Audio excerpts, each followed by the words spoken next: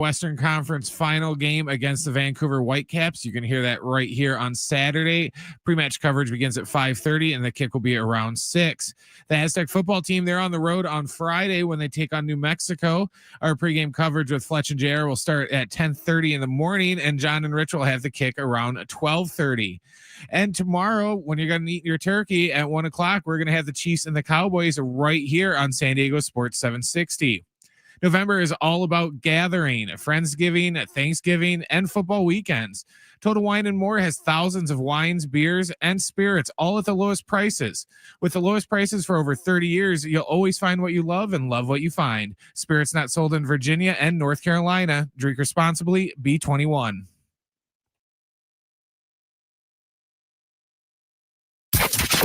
Getting you all set for that drive home. Let's just start the show. Here's Jon and Jim. All right, San Diego and Southern California, what's going on? Hour one, Jon and Jim still in Las Vegas, Nevada. And what a difference a day does make for San Diego State. So we'll get into that. Aztecs and Baylor, as Brent just told you. It has been a long 72 hours. I should say that. Brent, you can probably hear my voice. It's like when you're doing the show and you're doing the games and you're running around and you're coming up with Thanksgiving Day plans. And by the way, I hope everyone has an amazing Thanksgiving holiday. If you're traveling this afternoon, take the extra time, be safe, enjoy the time with your family and your friends. I finally figured out my travel, by the way. I spent like a week on this, right, talking about my travel.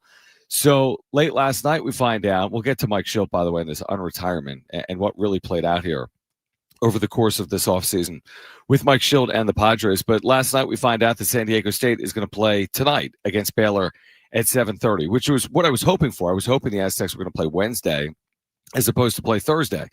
The one issue, if it could have been perfect, like the perfect scenario would have been San Diego State plays like late afternoon, early evening as opposed to 7:30. And it only would have been perfect for me. I don't know about like the team or anyone else, but it would have been perfect for me because if they played late afternoon, early evening, I would have flown home to San Diego tonight, spent a couple of hours at home tomorrow morning, and then chartered to New Mexico with San Diego State football.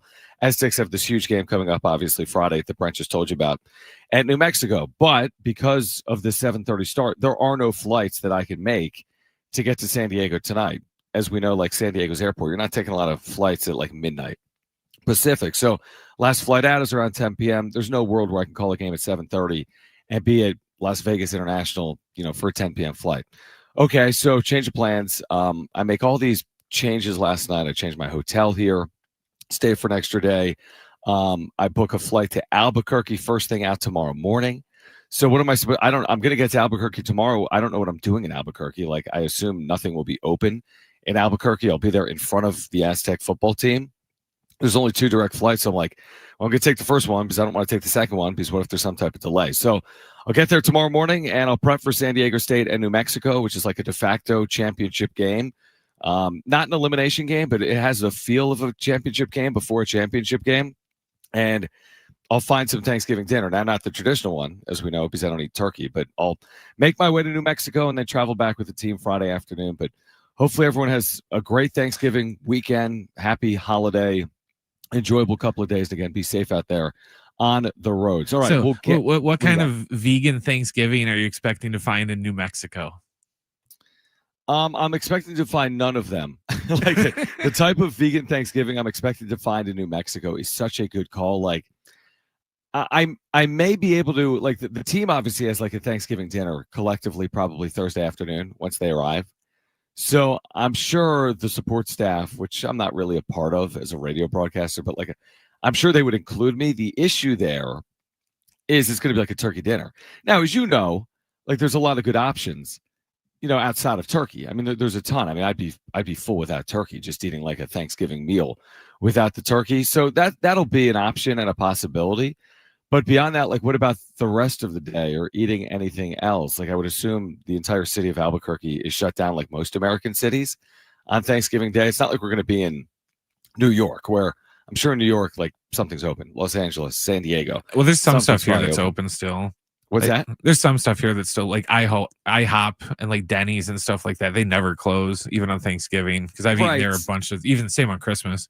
Yeah, so maybe I'll make my way to something like that. But it's going to be, unique because, again, I kind of hoped. I was with, my wife and son for a couple of days. Shoot, you even saw Jones on the YouTube stream or heard him on the radio, I think, a couple of days ago when he popped in at the end of the show. So I was hoping to get home for a couple of hours, but I'm not going to be able to get home for. It's like I don't know what movie that is. There's got to be some movie what's the movie, Brent, where like they're trying to get home for the holidays and they do like trains, planes, and automobiles to get home. You just said it. You just had the order wrong. It's planes, trains, and automobiles. There we go. That's the definitive Thanksgiving movie, John. Well, there we go. And that's kind of like what I'm dealing with right now. But like, I gotta head out west for Albuquerque, and then I'll be back this weekend, come Friday night, to spend time with family and friends. All right, let's obviously last night, it's funny because yesterday, remember on the text line, there were all these like, everyone always wants to overreach off every one result, whether it's good or bad, right? We say Padres beat the Dodgers. They move into first place in the division, changing of the guard. Not so fast. We say the Aztecs lose to Michigan. Michigan won by 40. I say what happened to San Diego State basketball, right? What happened? NIL has killed the Aztecs. And what a difference a day makes. Like San Diego State last night played one of their more convincing games of the Brian Dutcher era. They beat a good P4 team that last year was in the second round of the NCAA tournament in Oregon, and they beat them by 17 points going away. They led by as many as 24 points. Plus, we now have the benefit of perspective to watch what Michigan did to number 21 Auburn. Michigan won by 30 yesterday and led by 28 at the intermission. So it's kind of amazing what difference you can feel about a team off just 24 hours. We'll see about tonight. I have no idea what's going to happen. Baylor's great. They won a national championship in 2021. They've got high-level transfers. They replaced their entire roster. There's some names that Aztec fans are going to be familiar with tonight from Aztec opponents over the years. Now, I have no idea what's going to happen. It's expected to be a closely played game. I think Baylor's favored by a point or two here in Vegas, and this game will dictate some of the narrative as well. If you win, you feel great. If you lose, you've left maybe some meat on the bone, but you still get a win in Las Vegas, Nevada. But we'll get to it. I'd love to hear from Aztec fans as well about how you feel about the team 24 hours after Michigan. Like 2 days into this tournament, 3-2 overall, the losses to Troy and Michigan, but the win over Oregon heading into Baylor. How do you feel about this team right now? 70470. You can start your message with the word team. Again, 70470. Start it with the word team. Well, wasn't I surprised? I'm sure, Brent, you felt the same way when you saw the report, and I'm assuming you saw it, that former Padres manager Mike Shildt has joined the Orioles organization. This comes 5 weeks after he retired from baseball. Maybe 6. I think just under 6 weeks. But 5 or 6 weeks after Mike Shildt retired from baseball, you do the deeper dive, he retired as manager of the Padres. So he didn't specifically retire from baseball. And he did tell Kevin Acee in a lengthy back and forth conversation that he had with him in October that he did hope to work in baseball again, working with young players and player development. And he did say that 5 or 6 weeks ago. But to work again in baseball, I didn't realize that meant 5 weeks later he would work in baseball. And it also opens up this question. If you wanted to work in player development, why didn't you do it with the Padres? You had won 90 consecutive games in each of the last 2 years. Seemingly, you were in the good graces of the organization. It was A.J. Preller that called it a surprise, not a shock when you walked away.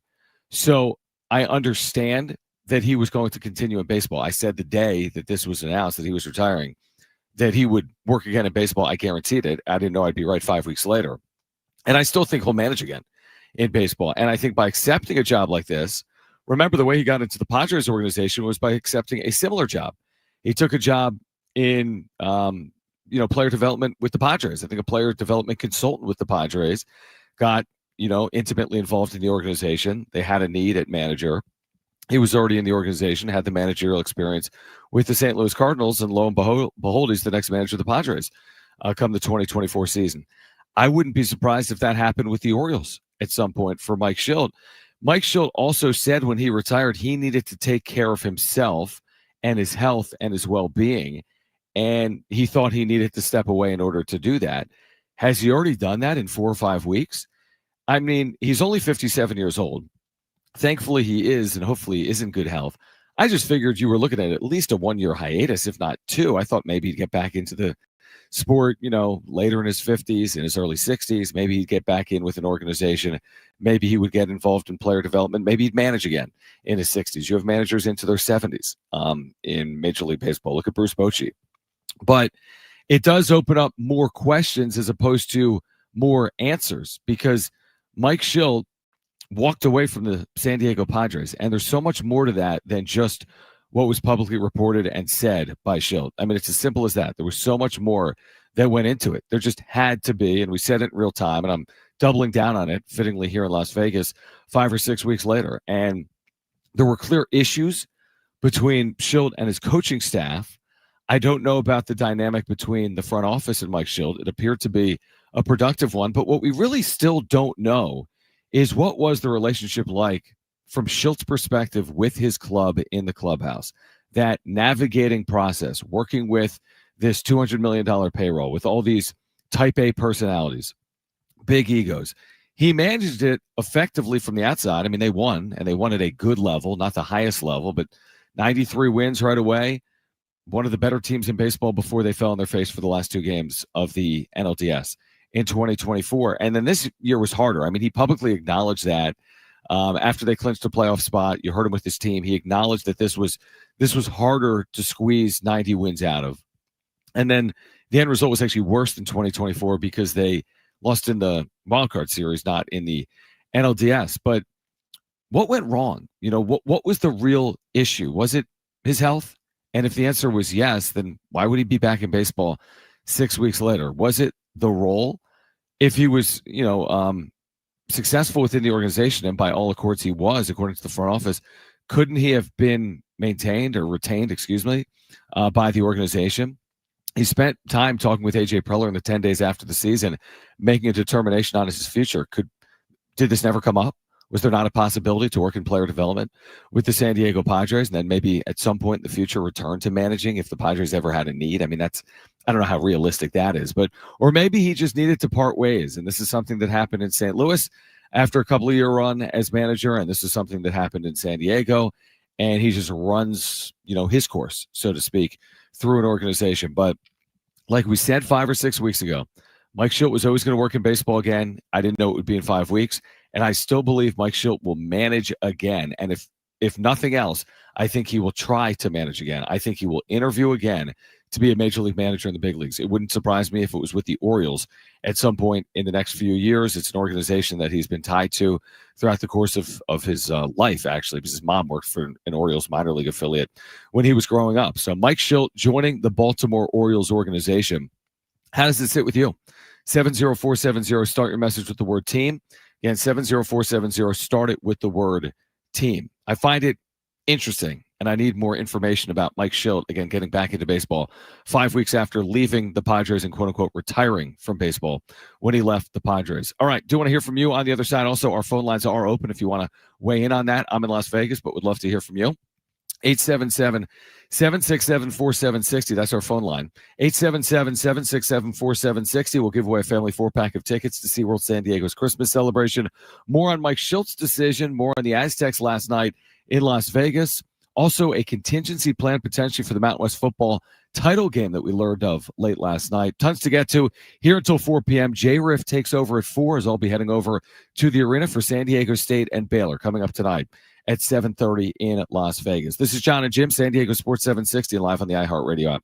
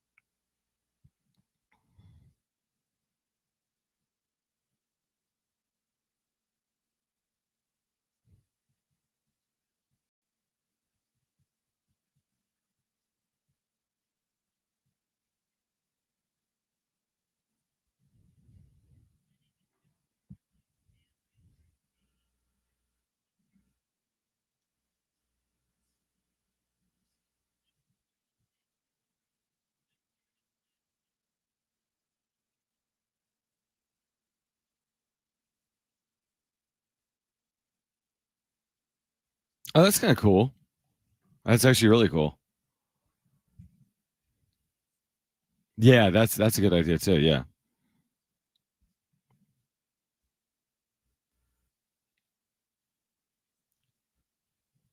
Right.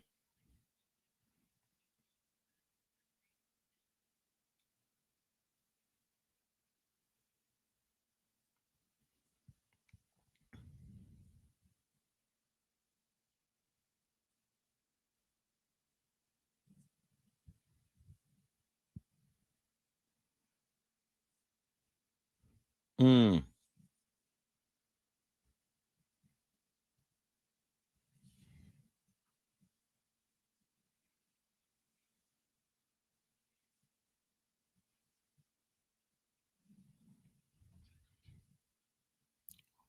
Right. Right.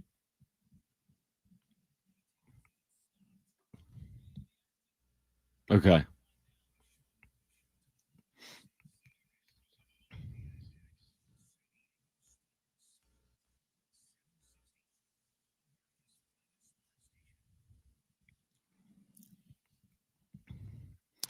All right, John.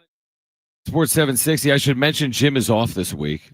I failed to mention the fact, like, where's Jim? Jim is off. It is Thanksgiving week. Hopefully, everyone is having a safe ride this holiday weekend, heading to see family and friends. I'm in Las Vegas. San Diego State will play on Thanksgiving Eve tonight against Baylor. Another big game after beating Oregon yesterday. That's at 7:30. Pregame coverage will begin at 6:30. And of course, you can hear it right here on San Diego Sports 760. Again, phone lines open if you want to weigh in on Mike Shildt returning to baseball after retiring 5 weeks ago, 877-767-4760, or you can text us 70470. Start it with the word team. Plus, we have a family 4-pack of tickets to SeaWorld San Diego's Christmas celebration. We'll give those away at some point between now and 4 p.m. But to like further discuss this story and to also maybe put a bow on it for the hour here during this period of time here, this segment. I mean, is it not at least a little odd that he's back this quickly? Like, I understand he didn't say, the headline is Mike Shildt retires, but when you actually do the deeper dive, if you read more than the headline, he didn't say, I will never work in baseball again, trust me. Like, that was not his lead from retiring as Padres manager. He basically retired as Padres manager. I don't know if that's like the Padres letting him out and it sounds better than, like, I don't even know why he technically put it that way. I don't know why he didn't just say, like, I'm walking away from the Padres and I'm going to, give up the final 2 years of my contract. That's what I basically would have said. I wouldn't have said as a 57-year-old that I was retiring, but maybe there was a reason that he put it in those words contractually or for some reason. So, all right, I always expected him to work again in baseball, as we talked about when he did retire. But again, for him to return as quickly as he has, and I think officially the title is upper level minor league instruction coordinator, whatever the hell that means. I guess working with minor leaguers in AA and AAA in the Orioles organization. I guess that's the role that he has assumed. I'm sure he'll, work with the Orioles in spring training and then over periods of the season in AA and AAA, let's say, maybe visiting the major league club as well or working with single A teams as well. And I understand it. It's not as intensive and maybe detrimental to your health as managing a major league team. Like, managing a major league team is almost unique into itself. It's not the head coach of a football team, not that that's easy. It's not the head coach of a basketball team, not that that's easy. But baseball is uniquely challenging, as most of us know, because of what it entails, which is you get to Peoria in February. I mean, early February now with the WBC. And you don't go home, so to speak, until the postseason ends, if you're fortunate enough to make it. So that is such a significant period of time. That's well beyond a half year. Somewhere like 8 months, right? Somewhere in the neighborhood of 8 months. I'm sure if you're a manager, you get there early, you leave late. So like February 1 to, let's say, early October is when you're working every single day. Yeah, there are off days, but there are no off days. You have an off day and you're in Atlanta, Georgia, because you're between series. You just played the Mets on a Monday and now you're not on a Sunday and now your series starts in Atlanta on a Tuesday. Or if an off day in San Diego between series against the Diamondbacks and the Dodgers, but you're preparing obviously for the upcoming series. And imagine all the back and forth conversations, everything that it entails, communicating with your club, communicating with the media, communicating with the front office, and then the actual, like, how labor intensive it is, like the sheer number of hours that you're putting into it in the ballpark early, leaving the ballpark late.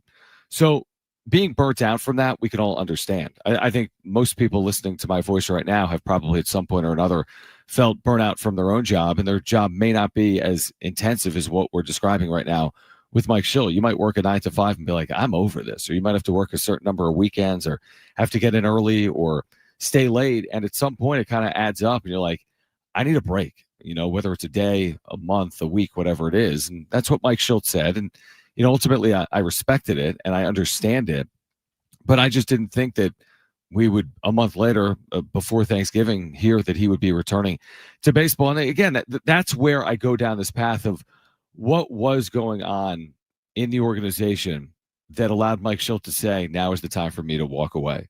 Because when you think about it from the outside looking in, I think there's a lot of people in baseball or even baseball fans outside of San Diego that would say, well, this is a successful organization that has won at a high level in the 2020s. It's well-resourced. It has a strong core. Would Mike Shildt have been aware of an ownership that potentially was in flux as early as the middle of October of 2025? Did he see some of the writing on the wall? I'm sure he had a strong relationship, obviously, he did with Peter before his passing. I'm sure he did with Peter's widow, maybe more within the organization from an ownership perspective. Did that weigh into the decision? Was there something more that was missed that allowed him or that kind of forced him out when he left? But again, that's kind of looking back. We're now looking to the future. Padres made a hire in Craig Stammen. Mike Shildt is now going to be in player development with the Baltimore Orioles. And again, I don't think we've heard the last of Mike Shildt. I think Mike Shildt's going to work in baseball a long time. I mean, he's in his 50s. Wouldn't be surprised if he spent another 10 or 15 years working in baseball. I wouldn't be surprised if he managed for another team or two in Major League Baseball. And he's been a successful manager. And that's why, for everything that we said about Mike Shildt, all the criticisms of the way he was with the media, all of the criticisms that may have presented themselves, in postseason play the last 2 years. At the end of the day, Mike Shildt has had success as a manager. He has guided teams to the postseason consistently. St. Louis, San Diego, and if given another opportunity with a quality or competent organization, I'd be pretty well assured, or I'd feel pretty confident that he would do it again. Like, Mike Shildt has proven that between the white lines, he's capable of managing good baseball teams. And I would say maybe unfortunately for the Padres, as much as we were critical of Shildt, maybe unfortunately for the Padres, they still lack that sustainability, that continuity that they were seeking. Like, getting a third-year manager. It's been forever now since they've had a third-year manager. Maybe they'll be better off for it. Maybe Craig Stammen's the right voice. Maybe Craig Stammen will be there for 3+ years. Well, I'm not going to hold my breath. But we'll never know what it would have looked like if Mike Shildt did return, and we'll see what it looks like now that Craig Stammen will manage this club in 2026. Again, do I think it's the biggest story in the world? No. I mean, it's not something we're going to talk about all year.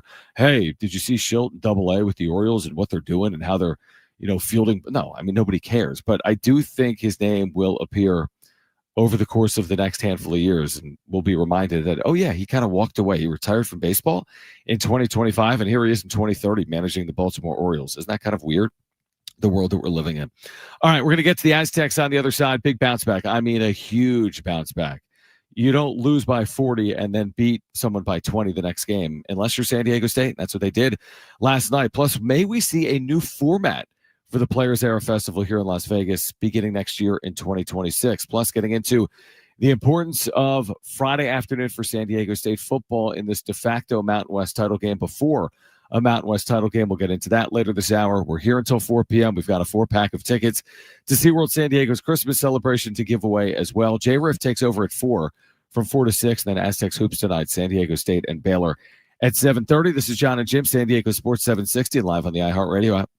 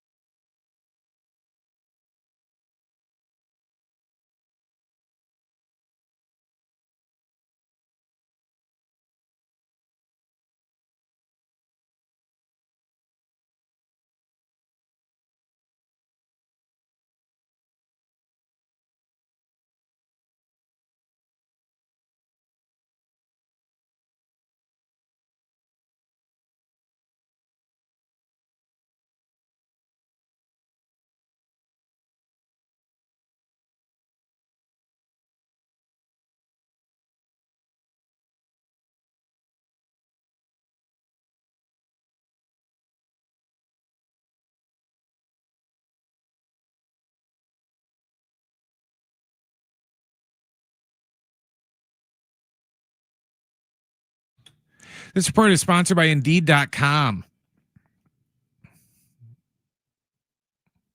The Aztecs are getting ready for their third game in 3 days out in Vegas when they take on the Baylor Bears tonight. Our pregame coverage begins at 6:30. John will have the tip a little after 7:30.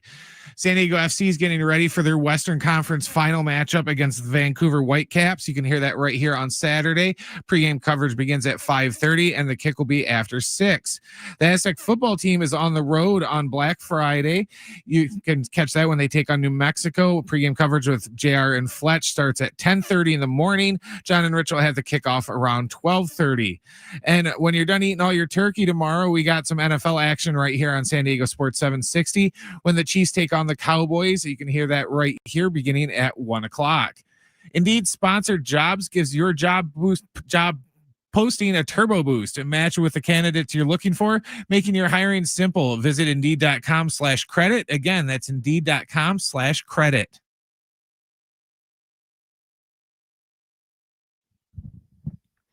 All right, Jon and Jim, Las Vegas, Nevada, getting ready for Aztec basketball tonight. San Diego State and the Baylor Bears out of the Big 12. First meeting between these two programs since all the way back in 2011 in Waco, Texas. That's tonight. San Diego State looking for a 2-1 Players Era Festival, much like they had a year ago when they beat Houston and Creighton. We'll see if they can finish that off here tonight. Remember, it was this week that catapulted, the word I love to use, San Diego State's the NCAA tournament last year. I mean, it's kind of as simple as that. Yeah, they had a full season, and they had to avoid pitfalls, and they had to earn other wins. But when you just look back on last year, how did San Diego State get to the NCAA tournament?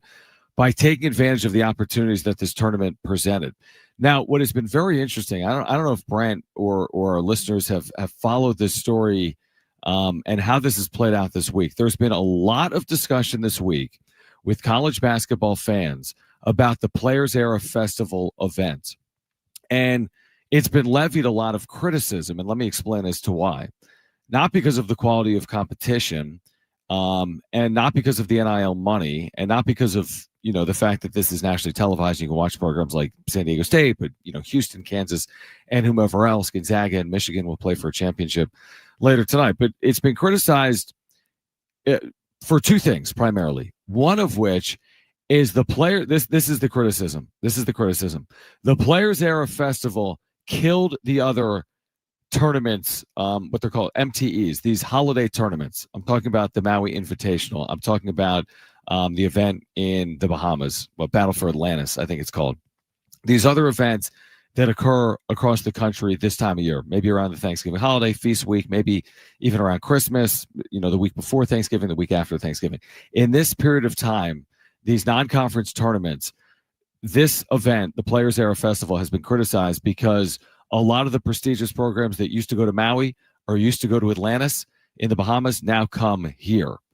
So my response to that is, well, that's kind of business and that's life. Like, if Maui doesn't like it, if Atlantis doesn't like it, then do something about it. The reason these teams are coming here is for money.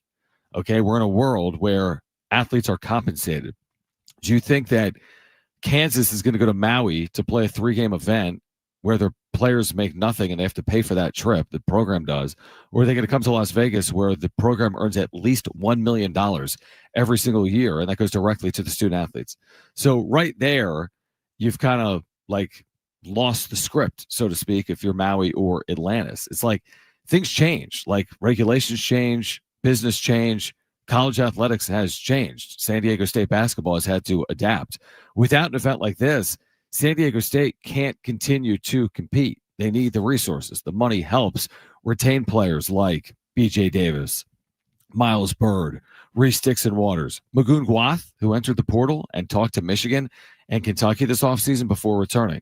So that's my response to that. This idea that, it killed Maui. Like, why are we playing games in half-filled arenas when we could be playing games in a high school gym in Maui?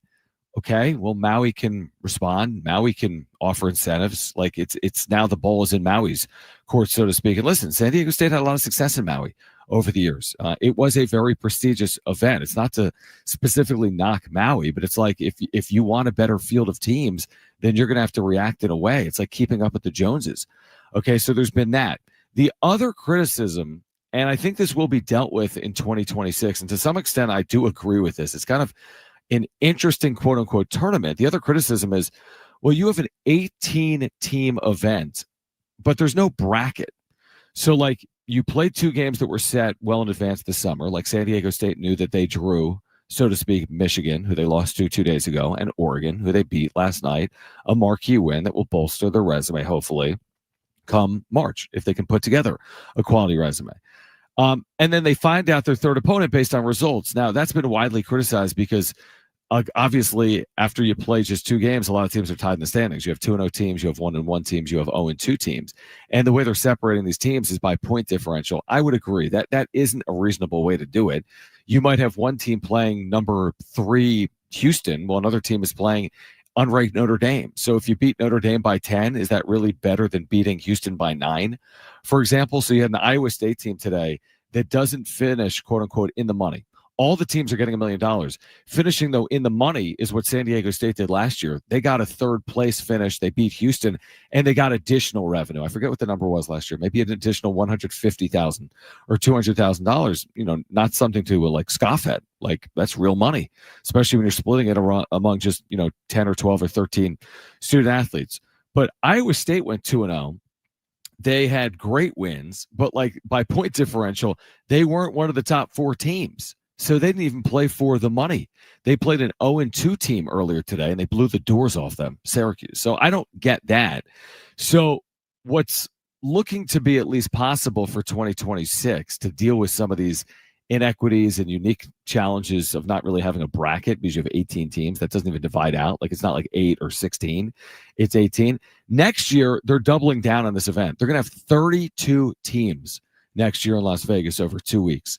16 teams 1 week, the next 16 teams the next week. I mean, think about what type of event that's going to be. Mini March Madness in November in Las Vegas, Nevada. And I've been walking the streets of Las Vegas for now the last 3 or 4 days. There are thousands of college basketball fans here this week. There are massive fan bases. San Diego State has drawn incredibly well. Obviously, some of the blue bloods, Kansas, Gonzaga being in the West, Houston, right? You have some big fan bases. And they're going from 18 schools to 32. Maybe they bring in an additional blue blood or 2.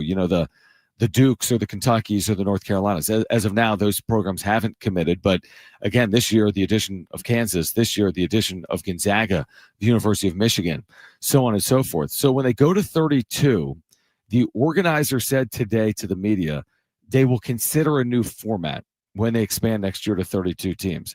And what they may do is just have 4 8-team brackets. So with an 8-team bracket, right, like, San Diego State plays Kansas. Winner moves to the semifinal. Loser kind of goes to the loser bracket. But it just makes a lot more sense. I think college basketball is such a sport that's predicated on brackets that I understand the outcry for like a bracketed event. Everyone likes a bracket, right? You see it, you can print it out, you look at it, you understand, like, okay, San Diego State, Michigan gets the winner of Auburn and Oregon, right? It just makes sense in your head. It's the way they've done the NCAA tournament. The NCAA tournament, the most popular American sporting event outside of the Super Bowl, right? So I would prefer that. But make no mistake, even if they don't make a change to the format, this is a massive win for San Diego State specifically. There may be college basketball fans that say, this event is hurting the soul of the sport. This is all about money and television, and the arenas aren't full. I mean, if you watch the NCAA tournament, like, turn on the NCAA tournament when it's, 2 random teams playing in Wichita at 11 a.m. Central, and the building is half filled. It's not like, and by the way, what is the NCAA tournament about? It's about money. How much money does the NCAA receive those 3 weeks in March? It's like it's $1 billion event. It funds athletic departments throughout the country. So yeah, it's about money. That's kind of what makes the world turn. And now it's like right in front of our face. That's what college athletics have become. And you either adapt or you die. It's basically as simple as that. So if people don't like the Players Era Festival, okay, that's fair. To each their own. Is it a little bit different than what you've seen previously? Yes, but things change. I mean, look at the way sports have changed in our lifetimes. Whether you're 25, 45, or 65, sports have changed in your lifetime. All of them. Major League Baseball used to only let division winners into the postseason. We've added pitch clocks. The NFL postseason looks completely different than it did 25 years ago. There's football games in London every week. Like, you may not like it, but that doesn't mean that things aren't going to change. And again, why are games in London? Because of money. Why do leagues expand? Because of money.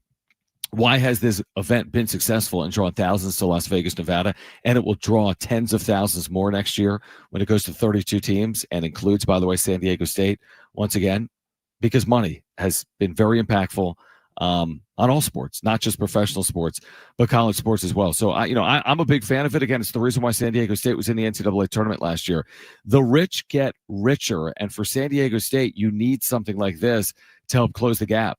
Without being in this event, where does San Diego State find games against Oregon, Michigan, and Baylor on neutral floors? You don't.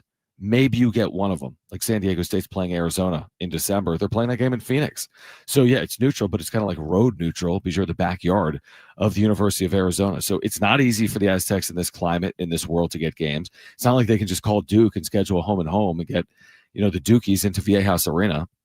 It doesn't work like that, and it's only getting harder and harder. So something like this still presents opportunities. Now, listen, most of these teams are quote-unquote power programs. There's only two non-power programs in this event, San Diego State and UNLV. UNLV in it maybe because it's in their hometown here in Las Vegas. When it goes to 32, maybe they add a third or fourth team that's outside of Power 4 league. But again, specifically for San Diego State, this isn't a small win. It is a massive win, and that's regardless of whether they win or not tonight against the Baylor Bears. All right, so San Diego State football has a massive game against New Mexico. If they win, they're hosting the Mountain West Championship. Where will that game be played? The latest on the other side. Jon and Jim until 6 p.m. I'm here until 4. J-Riff takes over at 4. Aztec basketball tonight in Vegas against Baylor coming up at 7:30 with pregame coverage at 6:30. Stay with us, Jon and Jim, San Diego Sports 760 and live on the iHeartRadio app.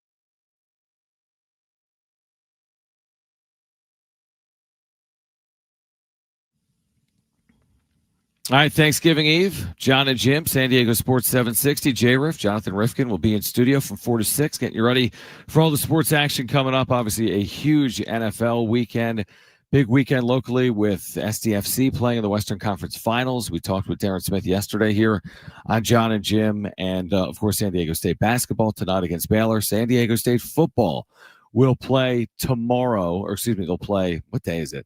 They'll play Friday. They'll play Friday at 12:30 Pacific, the day after Thanksgiving in Albuquerque against New Mexico. So let's talk about that for a second. With all the successes comes a potential conflict. This is kind of fascinating. Like, ask yourself this. What on earth were the odds? And I think we talked about this yesterday before we learned this news.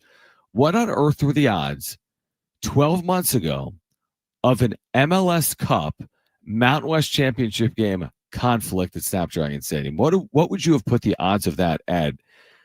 1 in a million? You had an expansion franchise that had never played a game, that had no players. I think when Darren was with us yesterday, it was like a year ago today, they had like 6 players under contract. And now they're playing to get to, a championship game in Major League Soccer, the MLS Cup.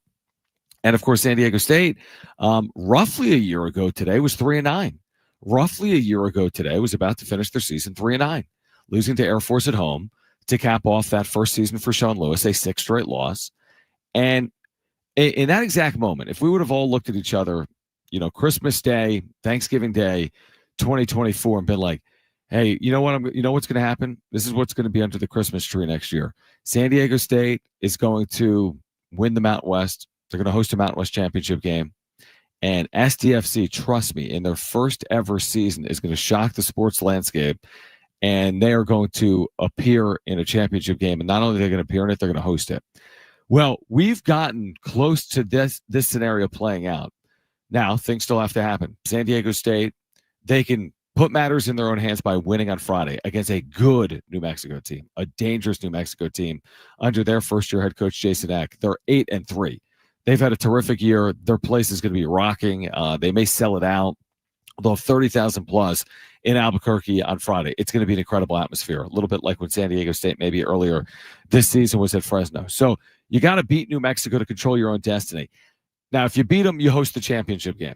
Simple as that. If you lose, there are still scenarios to hosting the championship game or being in the championship game or even being out. So that's maybe for another day. I don't know the scenarios. We'll know them by the end of the weekend, right? But if you win, you're in. And then there's SDFC. If they win, we know they're in the MLS Cup, but they don't control their own destiny to host the MLS Cup. They would need NYCFC, a lower-seeded team in the Eastern Conference, to upset Inter Miami, the team that has Messi on it for the last couple of years. Miami's coming off, I think, a 4-0 win in their last playoff game. So fully capable with, arguably, if not arguably, the best player in the world on their team. So are they favored to beat NYCFC at home? Yeah, they're favored, but it's soccer. It's one game. It's sports. Things can happen. So for SDFC to host, it would take Miami being upset and SDFC winning. If, all of our worlds collide, then you've got MLS Cup and Mountain West Championship within 24 hours of each other, even less than that. Let's say within, 18 plus hours of each other in San Diego. Well, both of the home stadiums are Snapdragon Stadium. How are you going to do that? Can you really play a football game the night before a championship soccer match? A championship soccer match for the entire league? Well, the answer is no, you can't, because it now became official. Kirk Kennedy doing the latest in terms of the reporting on this in the UT. I think this had been discussed over the course of the last few weeks from a contingency perspective. San Diego State releasing a statement, I think, yesterday that said that if both SDFC and San Diego State are hosting championship events next weekend, San Diego State will play at Petco Park for the Mountain West Championship. So if San Diego State, you heard me right, and I'm sure a lot of San Diegans saw this story already, but if you haven't, if San Diego State and SDFC are both hosting championship games next weekend, San Diego State next Friday night, a week from Friday, would host an opponent at Petco Park downtown in San Diego, while Snapdragon would be used for SDFC. By the way, it makes a lot of sense. I'm sure there's some Aztec fans that are saying, well, hold on, wait. Snapdragon Stadium, home of the Aztecs, and we're going to move for a championship game for Major League Soccer. You can't have a Major League Soccer game at Petco Park. I don't know if they've ever had a soccer game at Petco. Someone correct me if they have. but the dimensions are different. The width of the field is different at Petco as opposed to Snapdragon Stadium. You have elements to consider when it comes to soccer on a baseball field as opposed to soccer on a football field.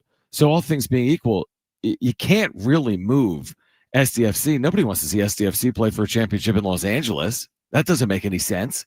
That's the last thing anyone wants to see. And you don't want to forego a home game. The last thing you want to do is, if you've earned a home game, is to go play in New York against NYCFC.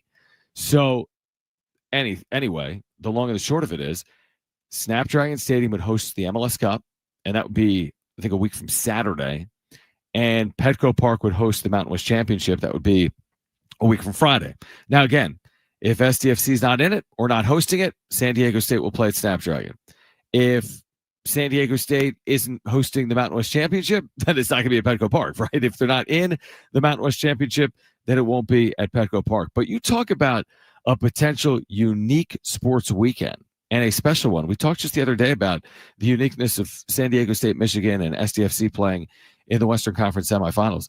Consider a scenario where you've got those two, programs, San Diego State football, SDFC soccer, playing within 18 hours of each other in the city of San Diego in such meaningful games. I mean, that's kind of incredible. And again, the issue there is that we only have one facility. And by the way, there's nothing you can do about it. Like, I saw some of the chatter, like on social media, like, this is why SDFC needs to build its own stadium. Wait, what? They need to build their own stadium because of a potential conflict that like never is going to happen. Yeah, I mean, this is a little bit of a one in a million. Also, the Major League Soccer calendar is going to be changing in 2027 to align more with the European calendar, which means you wouldn't have this exact conflict at this time of year. Snapdragon Stadium has been an amazing home field, I think, for SDFC. I mean, they've played obviously beautifully all season long. They've drawn 30+ thousand fans. Their fan base has been absolutely incredible. I think Snapdragon Stadium has been a great facility for SDFC. And that's going to continue. I think there's a long lease. I don't know the terms of it, but that's going to continue. And I think that works probably for all parties. And from a San Diego State perspective, again, it's not every single year you're hosting championship events, and you have, SDFC also potentially hosting a championship game. But it's just kind of funny how everything is kind of aligned and collided right now, where that scenario very realistically exists. Again, far from a guarantee. You need a lot still to happen. Multiple results, like a potential Aztec win, a potential SDFC win, a NYCFC upset win in Miami. You need at least those three things. No, if those three things happen, then we've got that conflict we've discussed. There's also scenarios where you could still have that conflict, like SDSU loses, but still host the Mountain West Championship game. But again, I don't know how likely it is from a sheer mathematical standpoint, but it's a lot more likely today than it was, let's say, a week ago, or a month ago, or a year ago, when it was truly like 1 year ago today. I would have pegged that at 1 in a million or beyond from an odds perspective of that type of conflict. And here we are a year later, and it's all of a sudden like a coin flip. Maybe not a coin flip, but 1 in 5, 1 in 10. There's a 10 or 15 or 20% chance something like that happens. SDFC winning, SDSU winning, Inter Miami getting upset in the Eastern Conference Finals in Major League Soccer. Just kind of craziness playing out. But again, I think at the end of the day, this is like a good conflict, so to speak. Wouldn't you want your teams to be playing well and have this situation present itself, as opposed to the opposite, like San Diego State going 3-9 and SDFC, finishing in 14th place in their inaugural season? We've got the opposite of that. San Diego State, first place. SDFC, first place. And we could have some real conflicts coming up, and I think good conflicts coming up potentially this weekend or next weekend, in San Diego. All right, we're going to kick off hour 2 of Jon and Jim, and next hour we will give away a family 4-pack of tickets to SeaWorld San Diego's Christmas celebration. That's underway. It's going on through January 4th. Tickets and information available at SeaWorldSanDiego.com. Again, Jon and Jim will roll on until 6 p.m. J-Riff, Jonathan Rifkin, will take over for me at 4 p.m. I'll head over to Michelob Ultra Arena, where San Diego State will play Baylor tonight. We'll get more into that game in the second hour of the show. We'll look ahead to this weekend in the NFL. More on Mike Shildt's unretirement. He's returning to baseball, but not as a manager, as he leaves the Padres organization. And again, that giveaway for you coming up as well. Stay with us. Hour 2, Jon and Jim, San Diego Sports 760, live on the iHeartRadio app is next.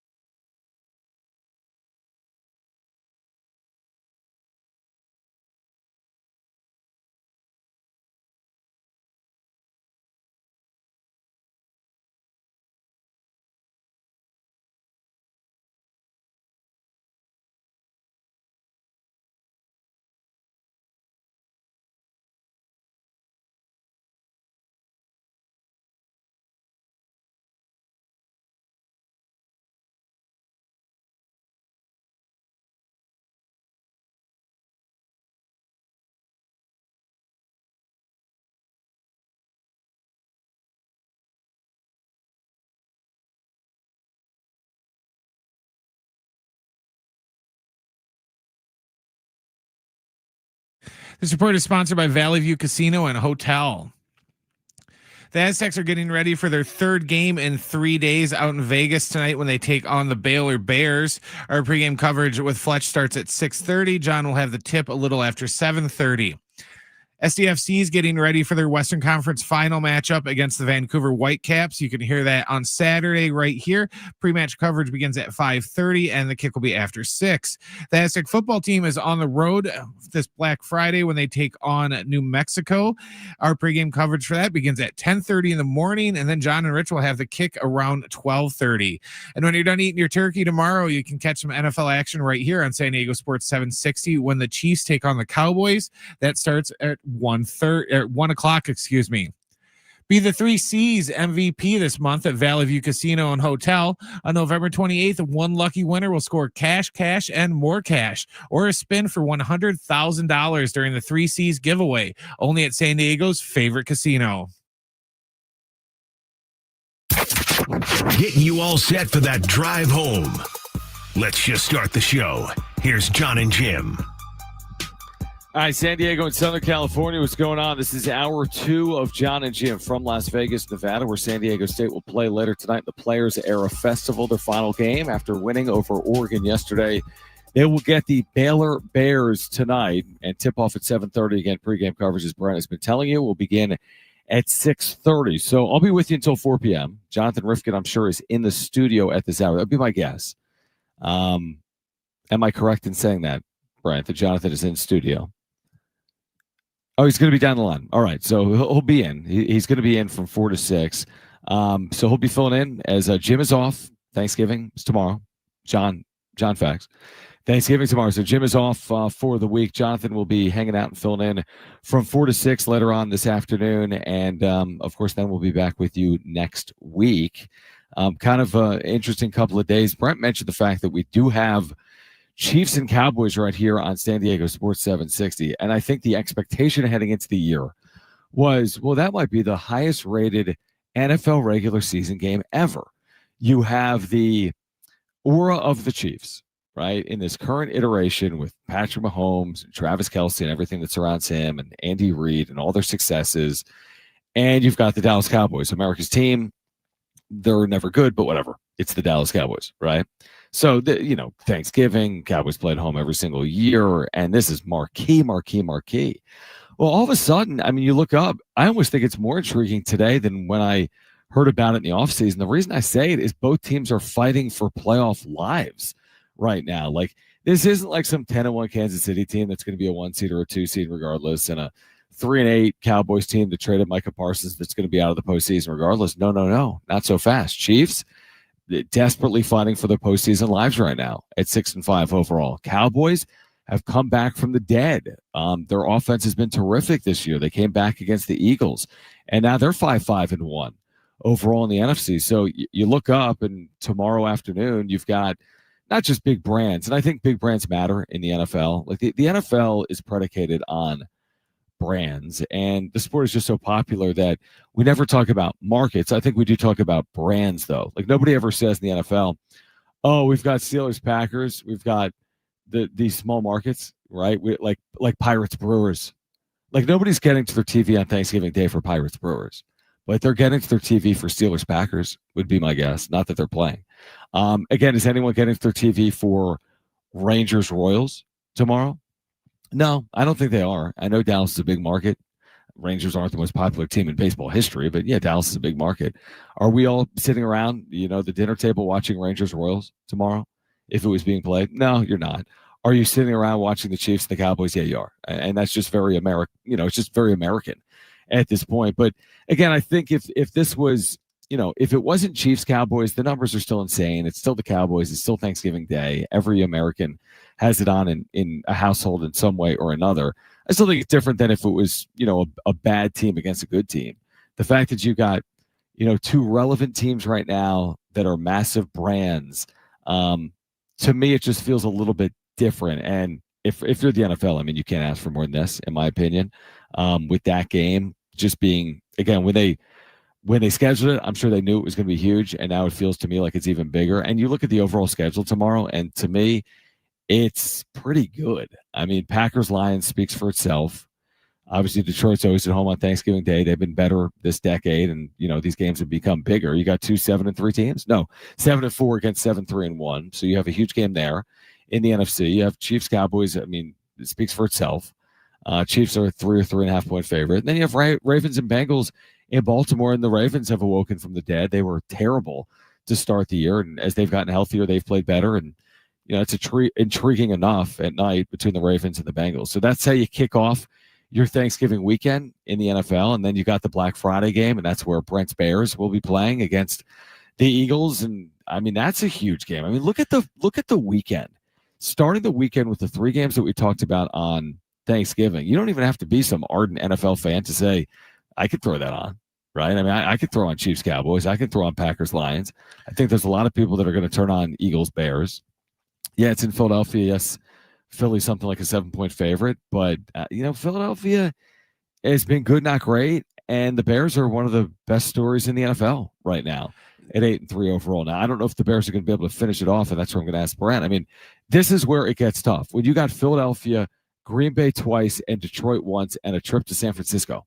They have Cleveland, but when you have Philadelphia, Green Bay twice, a trip to San Francisco, and Detroit, this is where you're going to either sink or swim is what I would say.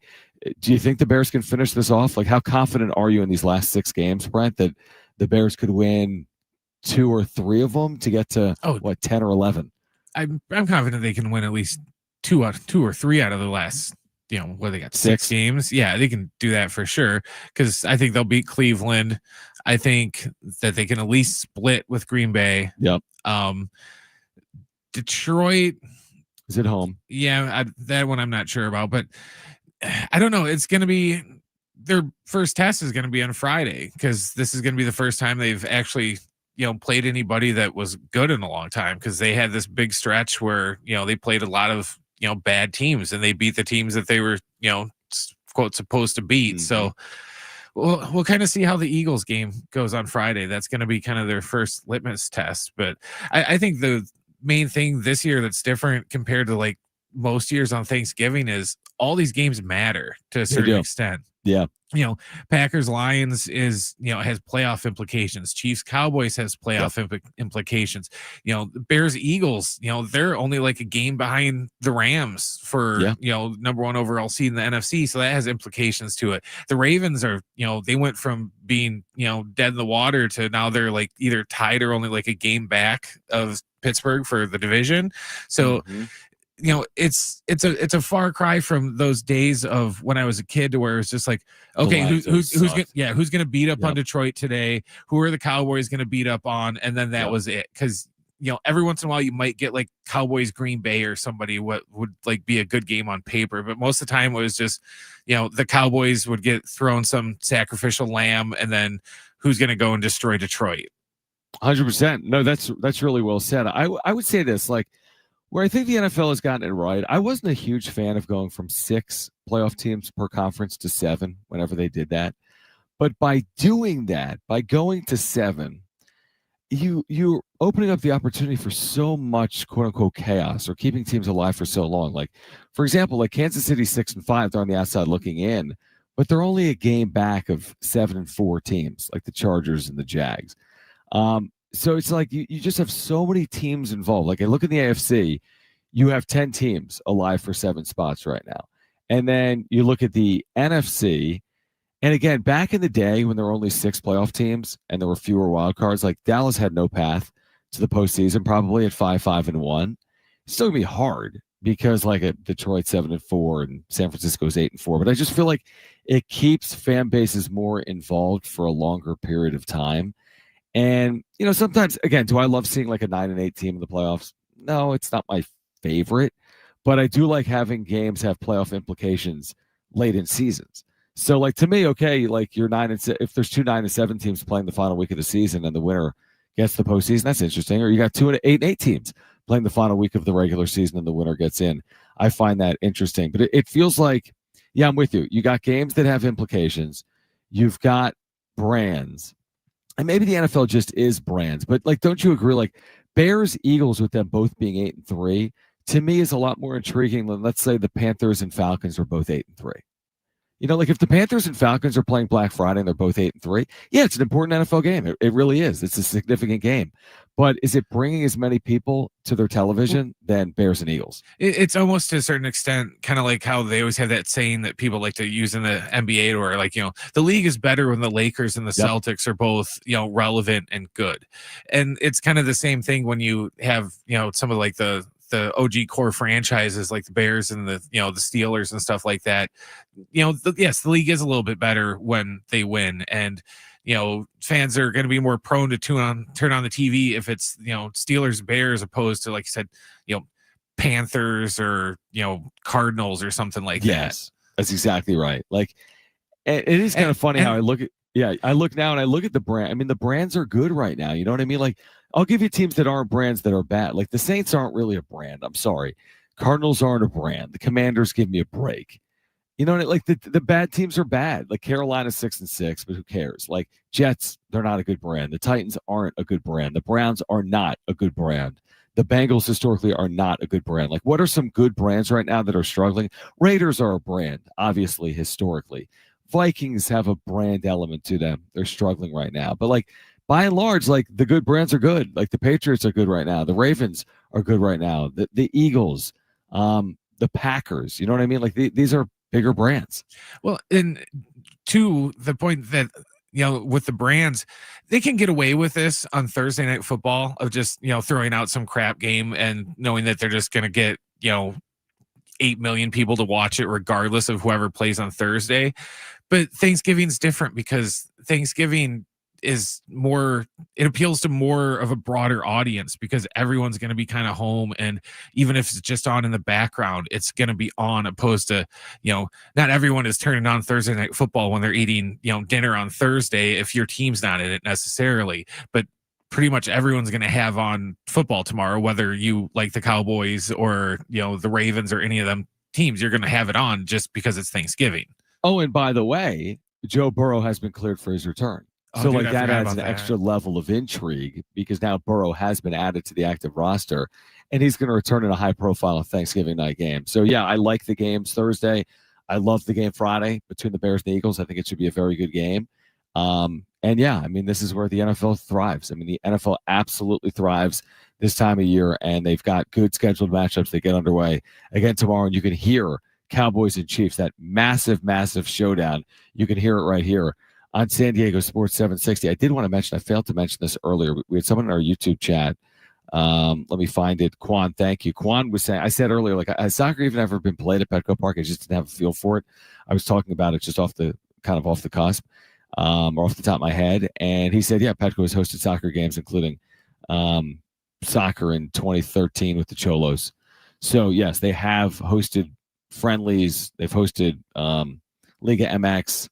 So they have hosted soccer matches at Petco. But again, are you going to host an MLS championship match at Petco Park? We know the answer now. They won't. It will be at Snapdragon Stadium if indeed SDFC is hosting the MLS Cup next weekend. All right, I want to touch on what San Diego State did last night on court against Oregon to give Aztec fans renewed confidence moving forward in the season and in tonight as San Diego State will take on Baylor. So we'll do that on the other side. We're giving away a 4-pack of tickets to SeaWorld San Diego's Christmas celebration. We'll do that later this hour. J-Riff takes over at 4. Aztecs basketball tonight against the Baylor Bears out of the Big 12 2021 national champions. That's coming up tonight. Michelob Ultra Arena at 7:30. Keep it here. This is San Diego Sports 760.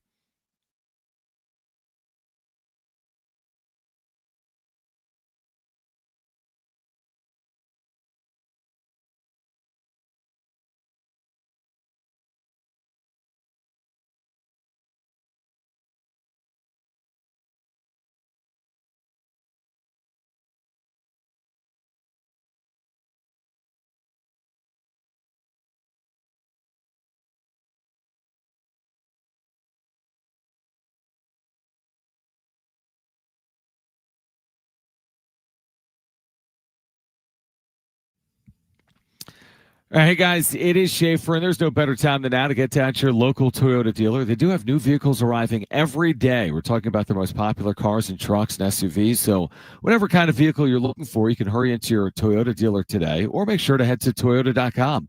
If you're looking for a great deal on a new Toyota, there you can check out all the latest offers and search inventory. Finding the Toyota that's just right for you starts at Toyota.com. Toyota's Beyond Zero lineup of electrified vehicles helps to support and create a greener planet. Toyota's Beyond Zero lineup supports a greener planet with a wide range of electrified vehicles, including hybrids, plug-in hybrids, and fully electric vehicles, or take each day further than you thought possible in a new Camry with its stylish looks that'll make an impression wherever you go. See your Toyota dealer today and discover what makes Camry legendary. There's no better time than now to get your local Toyota dealer. Get your local Toyota dealer today or Toyota.com. That's Toyota.com. Your Toyota dealers, we make it easy.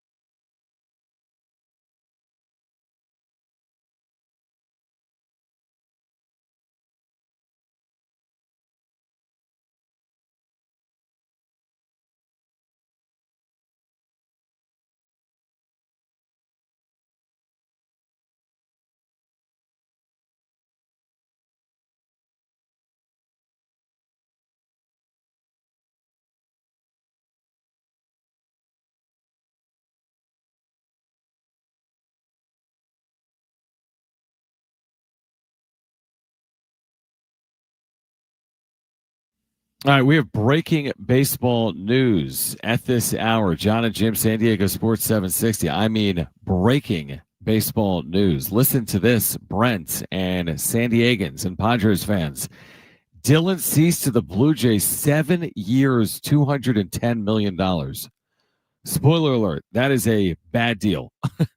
Dylan Cease to the Blue Jays, 7 years, $210 million, setting the market for starting pitchers this offseason. And if you thought the Padres had a chance on Michael King, think again. Because Dylan Cease has just got over $200 million. I think the expectation was more in the mid 100s on Cease. I thought the years were probably more like 5 for Cease, 4 or 5 as opposed to 6 or 7. And he gets before the winter meetings. All this talk about the CBA and impending lockout. Blue Jays were literally an inch away from winning the World Series. I mean, an inch, a true inch away from winning the World Series. They just committed $210 million to a guy that did not pitch well last year.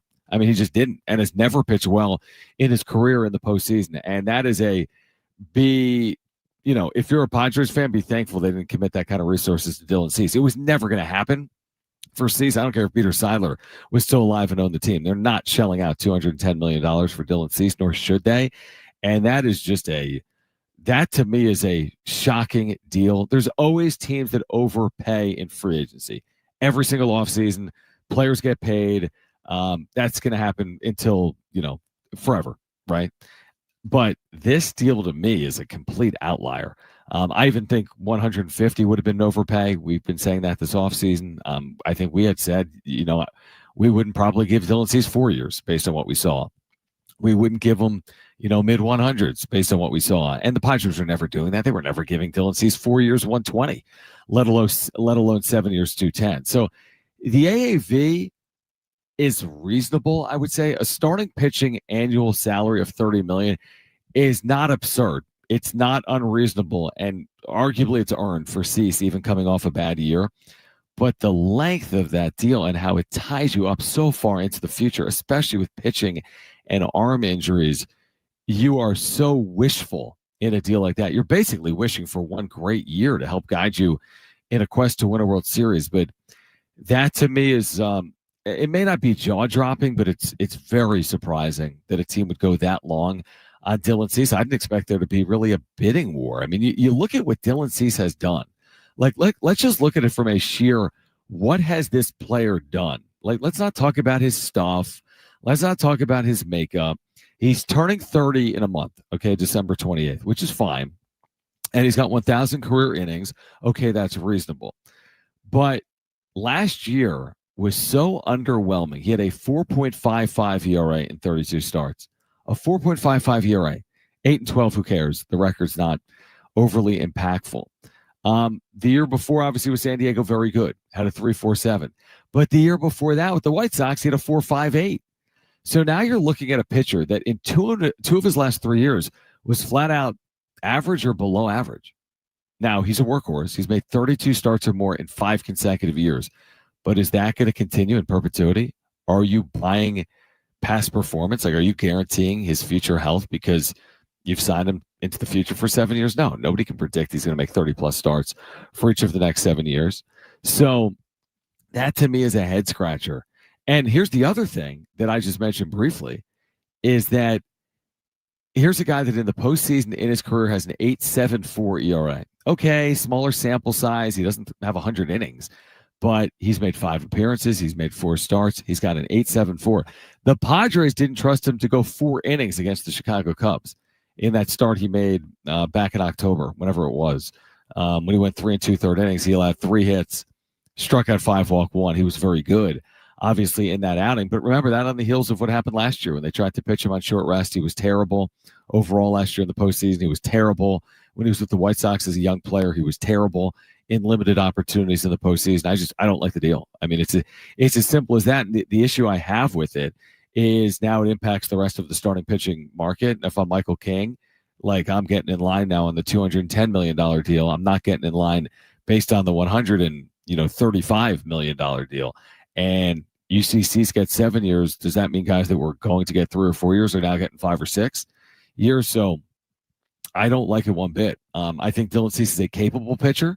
I know he'll have good years again in the major leagues, but I also probably know he will have bad years again in the major leagues. So that to me is just head scratching and shocking, especially for an organization that has, done a lot of things right in Toronto. I mean, they've committed resources to their credit. They should be celebrated for committing dollars like that, not being the Dodgers or the Yankees, and staying committed to winning in the American League, because it's not going to be easy, but I don't know. I mean, it's just a bridge too far. Sometimes you overpay to bring a player in. If you're the Blue Jays, maybe you have to overpay to get a starting pitcher. You're in a good division that's, has a lot of hitters parks like Yankee Stadium and Fenway and Camden Yards, and even your own place, Rogers Center, Skydome.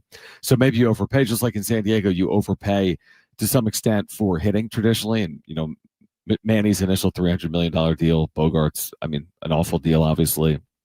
$280 million. So I understand to some extent overpaying, but you never want to reach so far and overpay. Bogart's example number 1, right? Cease to Toronto, example number 2. That is shocking. That really is shocking to me. And it's did you need to do that? Did you need to go 7 years? Did you need to go $200 million? Was that necessary? Could you have waited this off? Was this one of these things like, let's get it done before the winter meetings because we think this player's going to be bid up at the winter meetings? Dylan Cease, yes, good starting pitcher in terms of what was available. A guy that was going to covet $100+ million. He was going to covet 4+ years, but there's a big difference between 4 for 120 and 7 for 210, or 5 for 120 and 7 for 210. And again, I think the impact of it is it now sets in line the rest of the market. And if you had any hopes of Michael King coming back, you better be more prepared to open that pocketbook a bit further if you're the San Diego Padres. And I just don't know if I see it with the ownership exploring the sale, with the payroll right now, $200 million. I don't see it. I really don't. I'm getting a call right now in my room. All right, we're going to take a break. Come back on the other side, talk some Aztec hoops. This is Jon and Jim, San Diego Sports 760, live on the iHeartRadio app.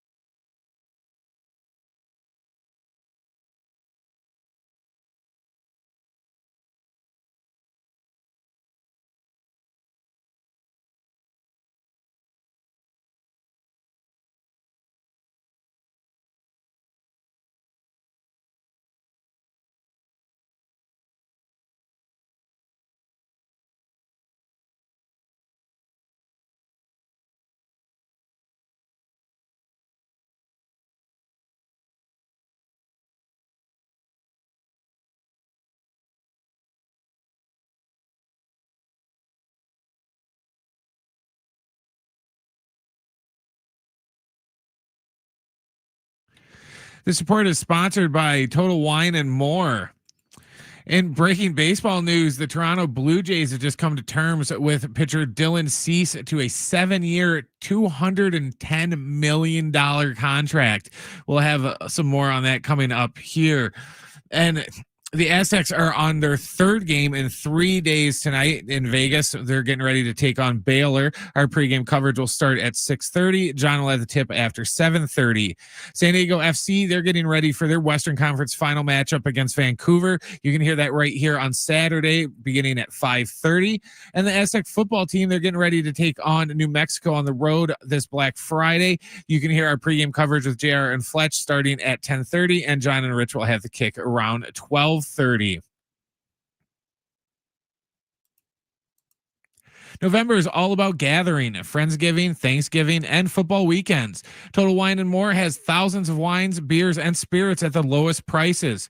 With the lowest prices for over 30 years, you'll always find what you'll love and love what you find. Spirits not sold in Virginia and North Carolina. Drink responsibly. Be 21.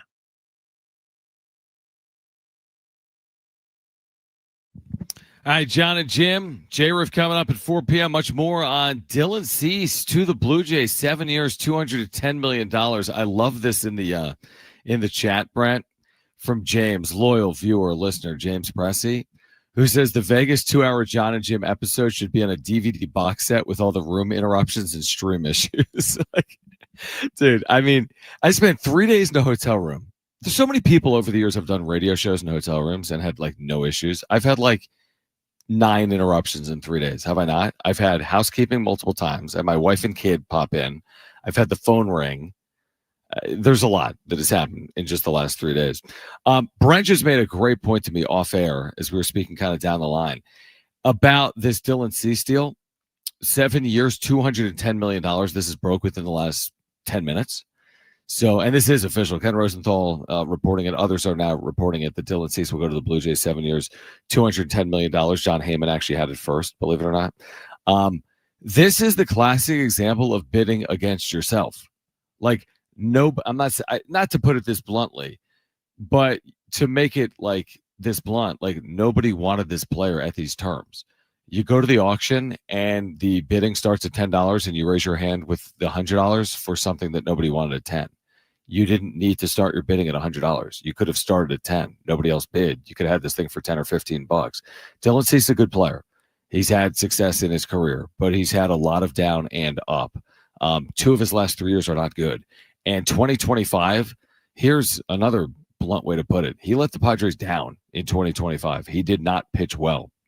Now, he did come up and pitch some valuable innings for them in the postseason, to his credit. 3 2/3 important innings for them. We didn't even know if they would turn to Dylan Cease in the postseason because of how bad he was in the regular season. They basically turned to him because they had to, because they were dealing with injuries to Michael King and Yu Darvish, and he did come up and perform for them in 3 2/3 innings at Wrigley Field. He performed in that moment. But overall body of work for me, not good enough. I don't think he has earned what he has received from the Blue Jays. And I would not have said anything if somebody would have told me today that, it was Cease to the Blue Jays 5/150. I'm like, okay, that's probably in line. I wouldn't have done it. I understand the motivation to do it. Sometimes you have to overpay in free agency. I would have said that was an overpay. 5 for 150. That's what I would have said. But I understood he was probably going to get it. Once you go beyond 5 years, you're asking for crazy trouble. And once you go over $200 million, you're in rarefied air. In the history of the sport for starting pitching, there are examples. He's not the only. We've seen $300 million deals. We'll see larger coming up for someone like Paul Skeens. But how could you even compare Paul Skeens to Dylan Cease? I mean, that's a night and day comparison. So, listen, Blue Jays have put together a very good rotation. Blue Jays have proven that they got close. And is he the difference? Are you over the top with Dylan Cease is my question. Are you closer to winning a World Series with Dylan Cease? It's very easy for me to say no based on everything that I saw over the last 2 years. I was very optimistic when they acquired him. Very optimistic, and I thought he lived up to it in 2024. He was a very good frontline piece. He was not the best ace in baseball, but he was a top 20 pitcher, maybe top 20 starter in baseball in 2024, and then he was completely middle of the road, middle of the pack. Hit way too hard for his stuff. again, has not missed a start in 5 years, which I don't love that moving forward. If I'm an organization, you can say, well, he's reliable. Well, I would say, well, he has been reliable. Is he going to continue to be reliable? And now you switch leagues again. You're pitching in a hitter's haven of a ballpark and division with all these hitter parks. Every single one of them in the AL East is a good hitter's park. So buyer beware. And honestly, from a Padres perspective, I'm not saying it's sheer addition by subtraction. I'm not saying that. The Padres need starting pitching. I'll say that. And they need to address starting pitching, but I'm glad they didn't reach here. Like, if this was the player they would have reached on, that would have been an absolute disaster that handcuffs you moving forward, and B, would have been their entire offseason. You want to put all your eggs in the Dylan Cease basket this offseason? I don't.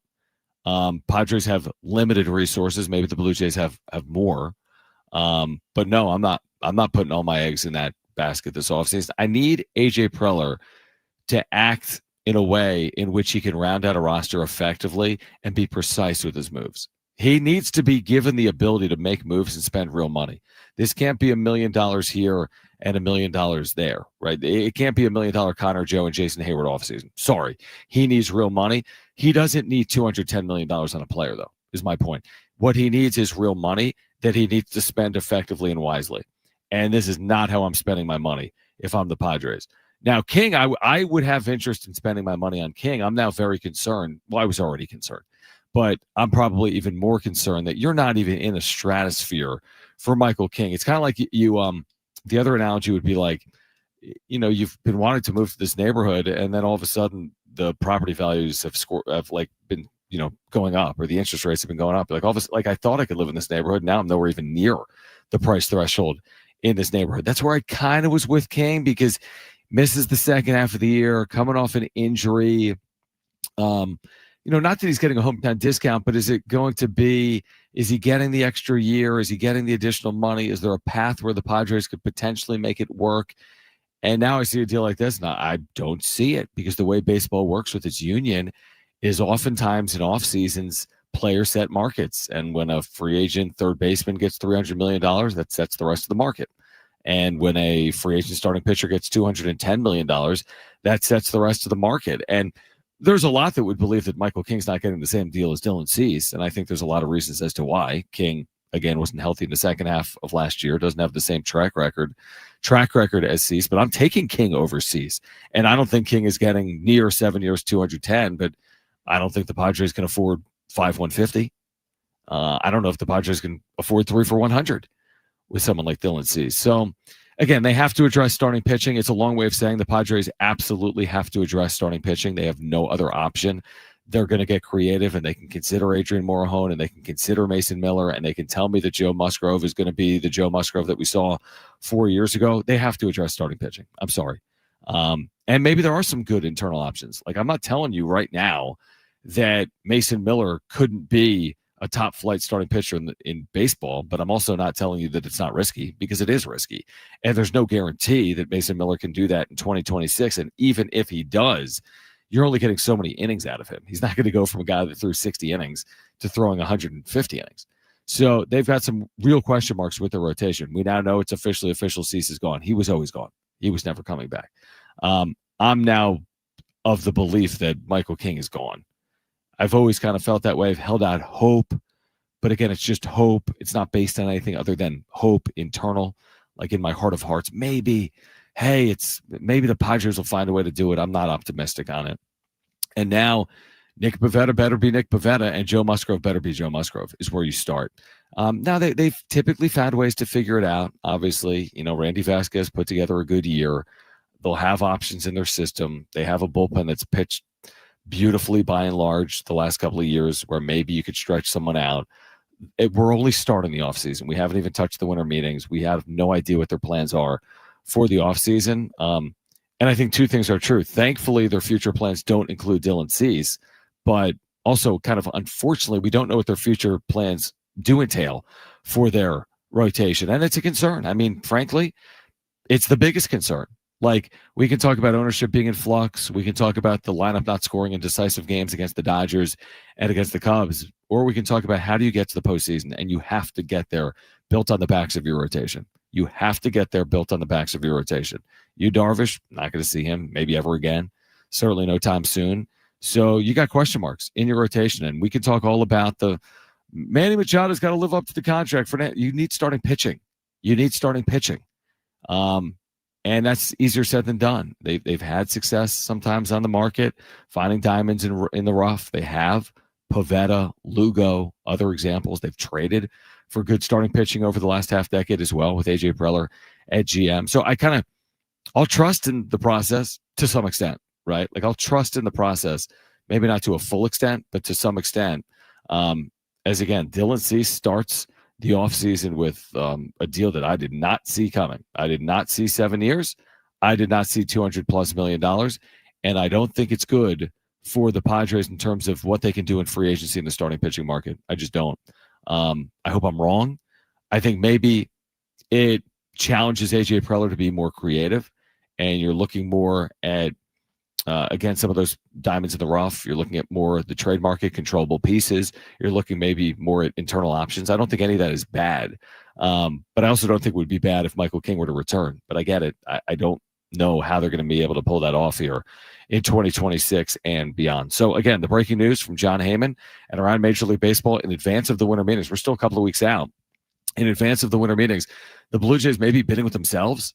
Commit 7 years, $210 million to Dylan Cease, who will turn 30 this offseason, is coming off a down year with the Padres when he had a 4.55 ERA.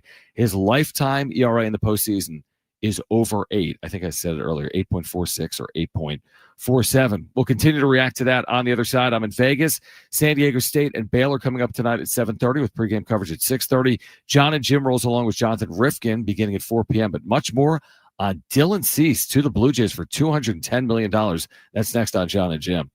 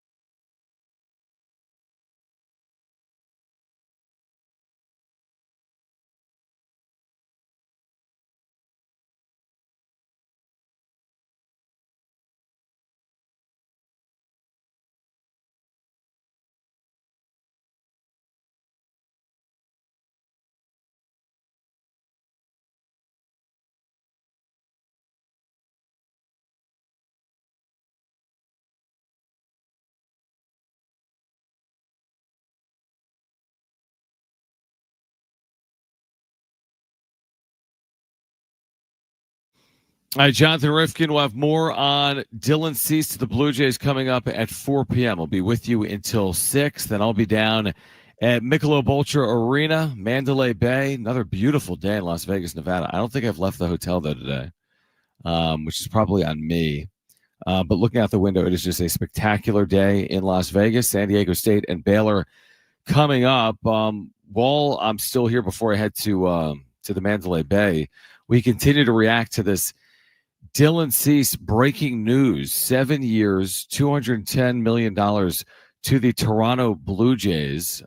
This again on the heels of a very subpar season in San Diego. He was expected to be potentially the ace of a rotation and staff, and that did not turn out to be the case. He was very underwhelming, at times disappointing, probably maligned on his way out. One of these players that I'm not really sure how his tenure will be remembered in San Diego, but I don't think it's overly fondly. He did pitch well in 2024, and he did pitch poorly in 2025. And when you really think about the two seasons, like put this together. If Dylan Cease was Dylan Cease, if Dylan Cease was the 7-year, $210 million guy that the Blue Jays think they're getting, then wouldn't he have put you in a position in the 2024 postseason or in the 2025 regular season? And he failed in both of those instances. I'm talking about 2024 against the Dodgers in the postseason, and I'm talking about 2025 by and large in the regular season for the Padres. I guess to his credit, what he did against the Cubs, which was 3 2/3 scoreless innings, in the postseason when they kind of had to have it. I feel like if they had better pitching options, like if Michael King was healthy, I don't even know if we would have seen him in the entire series. But like, I just would love to know the thought process behind it. I respect the idea of trying to win at a high level, especially when it's a team outside of like LA.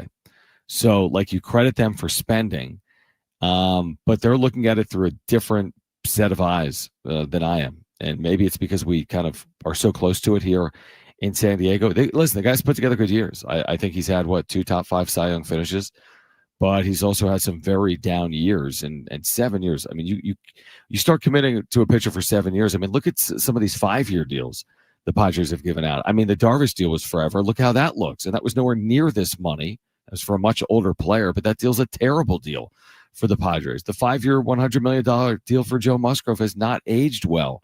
And that was less than half the money and many fewer years than 7. So I don't like it. I think the Padres will be fine in terms of not having Dylan Cease and not committing those types of resources. But I do think the Padres need to answer some questions when it comes to the rotation. And the good news is it's November. I mean, they have time. It's not their first rodeo. It's not A.J. Preller's first rodeo. So they do have time. And I think it's fair to have concerns if you're a Padres fan. You know, you look up and you say, we're going to have a new manager. We don't know what our financial commitments are going to be in 2026. We don't know who the owner of the team is going to be at the end of 2026. We've got a lockout potentially coming at the end of 2026. We've got an offense coming off just a poor year. So you got a lot of questions. And you're watching what's played out in the division with the Dodgers. I mean, you know, just all of these things that we've been watching in real time and the frustrations that we all deal with day in and day out. It's been very frustrating. It's been very frustrating. And I do have concerns about the Padres heading into 2026. Now, do I think they can field a competitive team that's capable of getting to the postseason? Let me answer that. Yeah, I do. I think they will find a way to field a team that is capable of winning close to 90 games. Now, in order to do that, they have to answer a lot of questions. And I do trust that they will do that. But you already know the adversity that they're going to be dealing with. They're going to be dealing with a thin rotation. They're going to be dealing with less margin for error. And they are going to try to do it again with a first-year manager. You can already envision the highs and lows that the Padres are going to be going through. You can envision them. I'm not telling you anything you don't already know. There's no straight line, smooth sailing for the 2026 San Diego Padres. That is very unlikely. But what also is very unlikely is they don't put themselves in a position where you look up and it's September 1st and they're in a playoff race. And that ultimately, I guess, is the goal. I mean, you just look at how things have changed. And 10 years ago, division. I think 10 years later, it's wild card. Look no further than, the way that it's played out.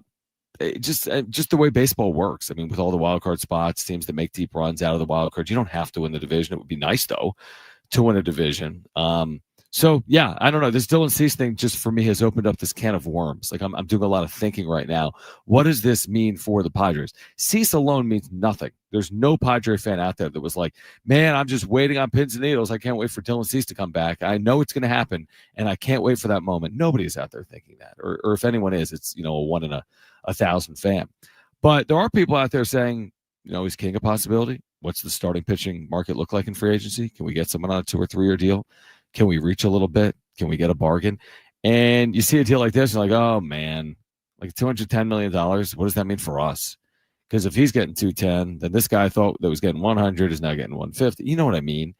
And I just wonder how it impacts the Padres. Again, I never thought it was going to be the type of offseason where they were giving guys 3-4 years and giving guys high AAVs. I still think they could give guys 2 years like the Pavetta, like that.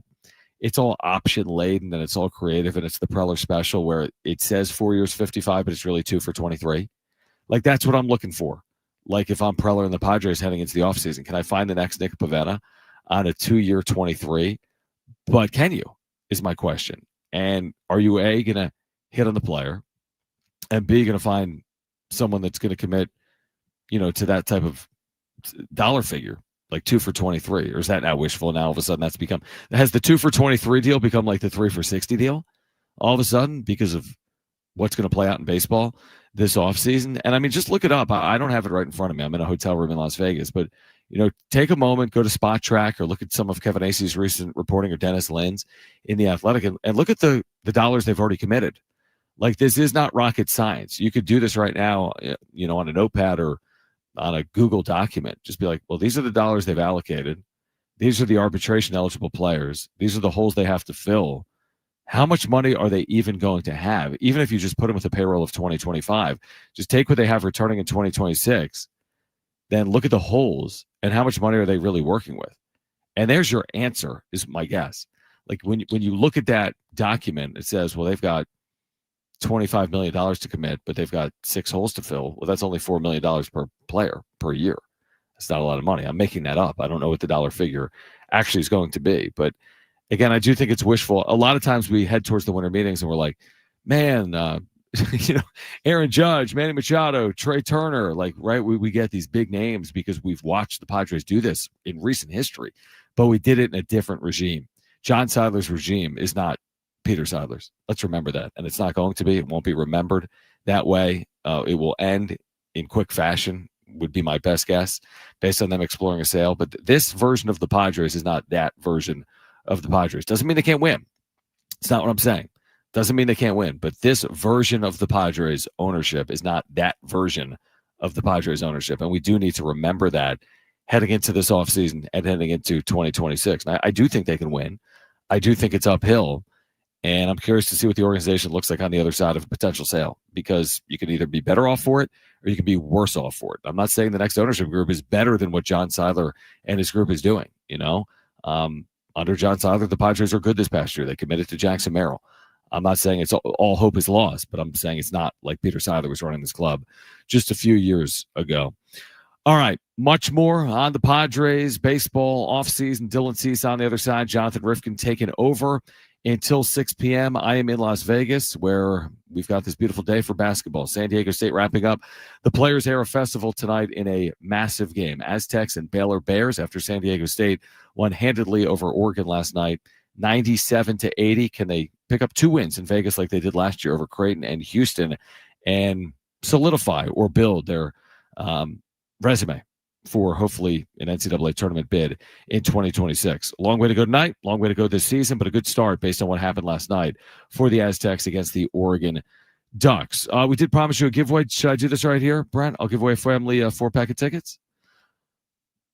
All right, J-Riff's going to give away those tickets actually coming up at the 4 o'clock hour. We've got a 4-pack of tickets to SeaWorld San Diego's Christmas celebration. We'll do that coming up next hour. Much more on Dylan Cease to the Blue Jays in a busy sports weekend in San Diego. Happy Thanksgiving. Happy holiday season. Be safe. And we'll catch up from the Michelob Ultra Arena later on tonight. All right, Jon and Jim, Hour 3 on the other side. This is San Diego Sports 760 live on the iHeartRadio app.